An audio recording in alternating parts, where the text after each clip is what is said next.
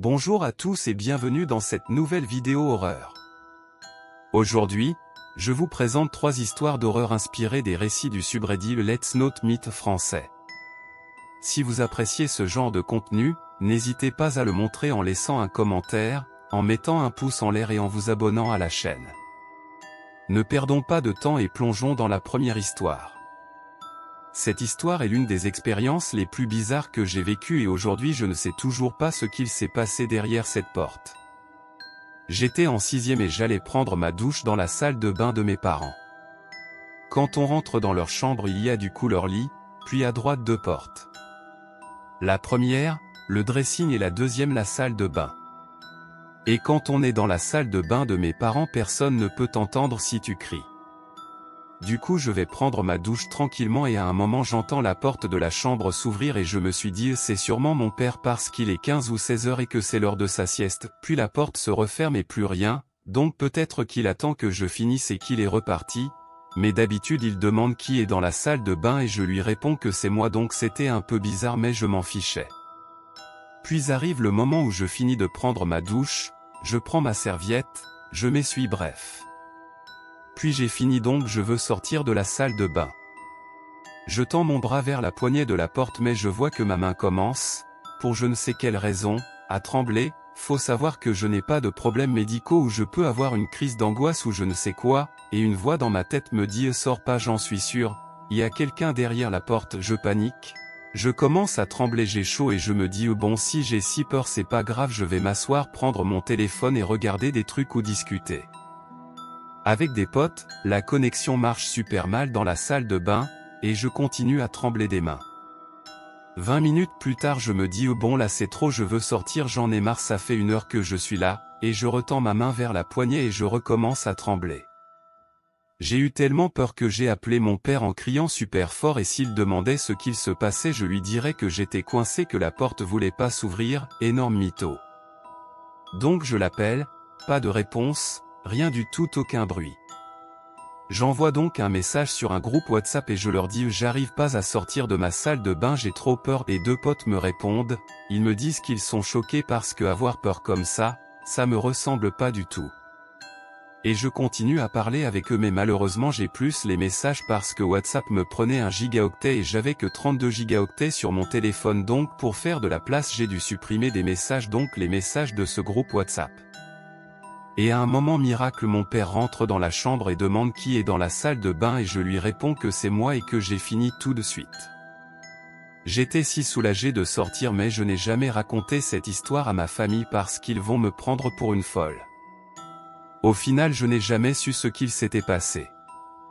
J'ai demandé à mes sœurs ou mes parents s'ils étaient rentrés à un moment dans la chambre avant que mon père arrive et demande qui est là. Ils m'ont tous répondu que non ils n'étaient pas rentrés dans cette chambre. J'ai vraiment envie de savoir ce qu'il y avait derrière cette porte mais malheureusement j'ai déménagé et surtout qu'après cet événement je préférais me laver dans notre 2e salle de bain parce que j'avais peur de fou et même que quelques fois où je suis retourné dans la salle de bain de mes parents et que je pensais à cet événement avant de sortir, je n'avais pas vraiment peur de sortir et j'ouvrais la porte direct. Donc ça veut dire qu'il y avait vraiment quelque chose derrière la porte, mais quoi? Je ne saurais jamais. Mais j'en suis sûr et certaine il y avait quelque chose ou quelqu'un. Merci à toi pour ton histoire et on espère que tu t'en es remis. Passons sans transition à la 2e histoire. Salut aujourd'hui où je raconte j'ai 16 ans et j'ai mes parents qui sont séparés depuis mes 3 ans et depuis les 2 ans de mon petit frère. Ma mère est partie à mes 3 ans, je la vois depuis mes 3 ans vous inquiétez pas pour ça, donc mon père s'est remis avec une meuf qui est la fille d'une de nos voisines, ils se connaissaient déjà de se mettre ensemble. Donc ils se sont mis ensemble. Au début tout allait bien car Faustine était gentille nous on avait 3 à 4 ans pour mon frère et 4 à 5 ans pour moi. Elle nous faisait rire se balader ensemble dans les bois près de mon ancienne maison et on faisait d'autres sorties. Avec le temps elle commençait à être féouade avec nous nous emmener chez sa mère pour qu'il joue aux cartes. On devait rester assis tout le long ou aller dehors dans la rue, tout le monde se connaissait, ou elle jouait à l'ordi à mon père.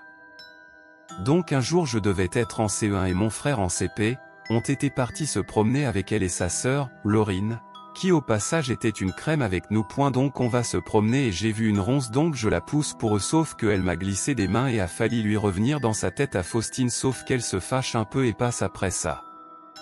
On allait pour terminer cette balade sauf qu'on avait vu des chevaux sauf qu'ils lui ont un peu craché dessus on a donc tous les trois ri et on est rentré voilà. Après quand j'étais en CM1 tout a changé elle nous gueule pour rien dessus engueulait mon frère pour rien. Un soir comme on avait l'habitude de le faire on parlait de notre journée d'école avec des chamailleries. Faustine a donc dit d'arrêter car d'habitude c'était mon père qui le disait sauf qu'il était en déplacement. On a continué mais plus discret pour nous mais pas du tout et elle a dit tout haut dans les escaliers et qu'est-ce que je vais prendre pour les taper?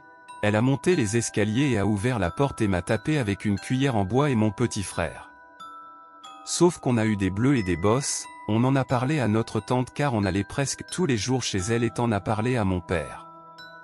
Il a dit qu'elle l'avait parlé de ça, elle a pas dit avec quoi, ma tante le lui a dit sauf qu'il l'a protégé au lieu de nous sauf que ma tante malgré le froid qu'elle avait avec ma mère lui a dit sauf que ma mère l'a menacée et elle est partie chez son père à quitter mon père fin CM1. Ma mère attend encore de pouvoir la chaper et lui en mettre une raclée, ma mère et ma tante se reparlent depuis ça, quand j'étais en CM2 mon père a rencontré ma belle-mère actuelle et tout se passe pour le mieux avec elle. J'espère que cela vous a plu et n'hésitez pas à en parler ou me poser des questions sur ça. Merci pour ton histoire et force à toi, passons maintenant à la dernière histoire. Il y a un an de cela, pendant les vacances d'été je jouais à la PS4 avec mes potes jusque tard le soir dans le bureau de ma mère. Ma session s'est terminée vers 5h du mat, je descends donc dans la cuisine pour boire un verre d'eau avant d'aller me coucher. Ma machine à eau est à côté de ma fenêtre sur laquelle j'ai la vue sur la rue. Ça devait être la 15e fois que je terminerais ma soirée de cette manière et j'appréciais regarder la rue vide, sans personne, qui m'effrayait. Sauf que ce soir-là, elle n'était pas vide malheureusement. Je vois mes vieux voisins sortir de leur maison, j'ai toujours trouvé bizarre ces voisins donc je ne voulais pas qu'ils me remarquent en train de les observer. Je me mets sur les genoux et regarde par la fente entre le rideau et le bord de la fenêtre. Et là, je vois mes deux voisins sortir un sac poubelle dans une sorte de charrette. À ce moment-là je me fais peur et blague en me disant l'imagine y a des corps dedans. Sauf que en regardant plus attentivement je pris conscience que le sac faisait à peu près 1,70 m. Je le sais car le sac était plus grand que la voisine, cette dernière était plus petite que moi alors que cette année je ne faisais que 1,65 m.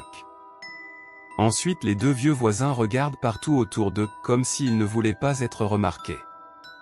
Puis à un moment la voisine regarde vers ma fenêtre, elle fixe ma fenêtre pendant 2 longues secondes qui m'ont paru une éternité. Le pire c'est que je ne devais pas bouger et continuer à la fixer pour lui faire croire que l'ombre derrière ce rideau éclairé par les lampadaires n'était rien qu'un objet. Puis elle arrête de me fixer puis ils prennent une mini pause comme si le sac était très lourd et qu'il fallait reprendre des forces. Ils sont ensuite allés vers le centre de la ville, là où je ne pouvais plus les voir. Ce soir-là je n'ai pas réussi à m'endormir. Pourquoi sortaient-ils des sacs poubelles à cette heure-ci? Pourquoi le sac était aussi gros et lourd? Pourquoi regardaient-ils partout autour d'eux? Alors j'utilise ma fameuse technique pour m'endormir quand j'ai des insomnies ou des paralysies du sommeil, je joue à la console jusqu'à épuisement. J'ai joué jusqu'à 8h30 puis me suis endormi. Dans mon sommeil j'ai fait un terrible cauchemar. J'ai rêvé que ma voisine m'avait remarqué et qu'elle avait couru pour m'attraper et me mettre dans son sac. Je sentais le sang qui coulait sur mon corps mais ce sang n'était pas le mien. Ensuite je me suis réveillé avec des sueurs froides. Rêve prémonitoire? Puis quelques mois après je décide de discuter de cette histoire avec mon père et un ami à moi. Mon père me dit que depuis qu'il a emménagé ici avec ma mère, ils sont fous et qu'il ne fallait pas leur parler. Il n'a pas voulu me dire pourquoi. Mon pote, qui est mon voisin aussi, m'a dit que ses parents avaient eu beaucoup de problèmes avec eux. Sans trop plus de details. Un autre jour je joue au foot dans le jardin et malheureusement je rate ma frappe qui termine sur le bord de la grande route. C'était une balle Coupe du Monde 2022, je ne voulais pas la perdre alors je me précipitais et je ne vois plus ma balle. Puis j'entends CATOI. Je me retourne et je vois ma voisine dans la terrasse de mon autre voisine bizarre, voir ma première histoire pour plus de détails sur cette famille, en train de discuter toutes les deux. Je les remercie d'avoir pris la balle pour moi et la vieille voisine toujours avec son masque chirurgical, même 10 ans avant le Covid, qui me dit: Tu ne me connais pas mais je connais ta mère depuis que tu es dans son ventre. Je souris nerveusement et entre chez moi. Je demande à ma mère si elle la connaît, elle me répond que oui mais qu'ils sont bizarres. Je lui demande des exemples de ce qui se passait de bizarre avant que je naisse, elle n'a pas voulu me répondre. Depuis je ne les ai jamais revus sortir des sacs poubelles mais c'est peut-être aussi parce que je ne me couche plus à ces heures. Mais qui sait? Cet été je vais forcément reprendre ce rythme de sommeil, je me connais par cœur. Peut-être vais-je revoir des choses bizarres? Je kifferais avoir votre avis et théorie sur cette histoire. Je peux répondre à n'importe quelle question.